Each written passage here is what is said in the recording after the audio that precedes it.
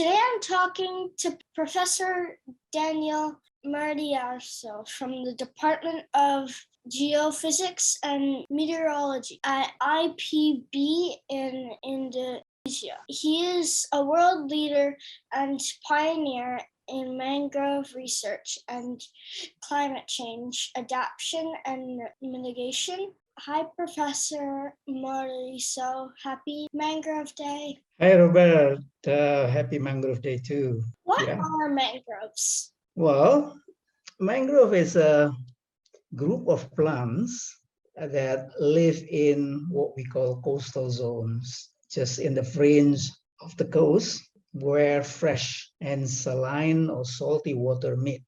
So they are able to grow in that situation, very unique environment that requires special structure and capability of the plants to survive and grow. And mangrove can do that.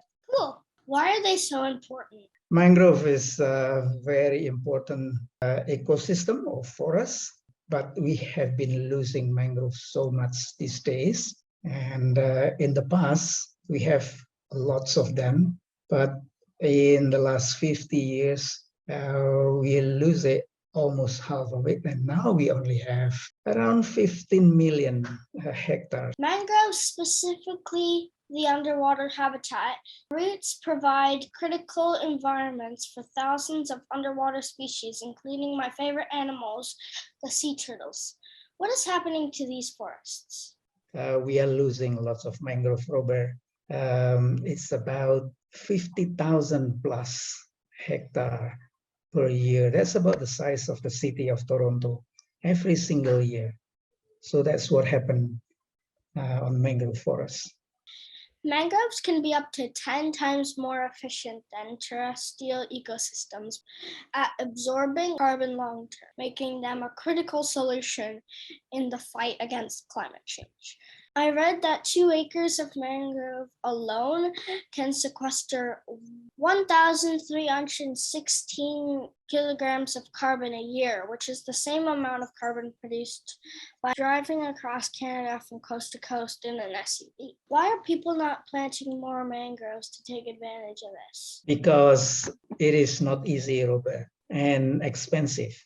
People often fail to plant mangrove because they have to face the problem of waves and other disturbance so that the plants cannot succeed. The plantlet, very small seedling, cannot succeed. So I think people should think about conserving the existing ones. It's better to do that while trying to rehabilitate, to restore the degraded one. So protecting the existing one is very important. Yeah, mangrove forests and their thick root systems are vital to protecting shorelines from storm surges, an increasing threat in a changing global climate with storms and rising sea levels.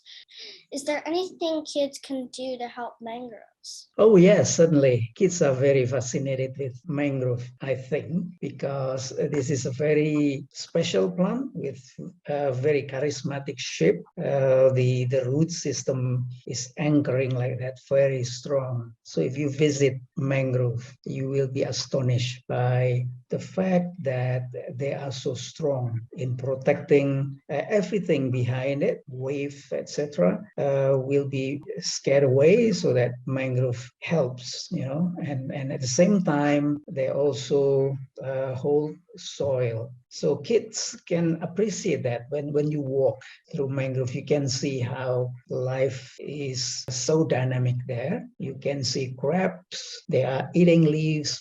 As soon as they fall on the ground, they will be eaten and bring it down to their holes, to their burrows. So it's very interesting. So kids should be able to appreciate that and tell your friends, look, this is very interesting place to understand how this difficult and harsh environment can be very useful for people, especially those who live in the cities. Yeah. What do you wish more people knew about mangroves? Mangrove is also a very important place for people to know so that they can visit there, because mangrove is like a floating restaurant, Robert. So who's coming there to the restaurant? They are migratory birds, water birds, who fly long way away from the north, from the cold weather, heading towards warmer weather. So they stop there to have lunch. So if mangrove is not there, they cannot find food. And these birds are really sitting on a restaurant, I said, floating restaurant. So while the birds are there, beautiful birds, they can be very attractive for people to look at, right? Yeah. Do you like water birds? Yeah. Okay, let me show you some of the picture, how beautiful they are. So these birds will sit there in this floating restaurant and looking down and see if there are fishes to eat. This is a spoonbill. When there are fish, they will come down and eat them. And then there are many other species like this Prof is this monkey, beautiful. They have a big nose. So if you have mangrove, this place can be very attractive. So people should be able to, visit this place and enjoy what we call ecotourism. So mangrove is very important for people. Yeah. Thank you for answering Good. my questions and for joining me today. And remember, together kids can save the world. Please like and subscribe. Thank you. Bye. Thank you, Robert. Bye-bye.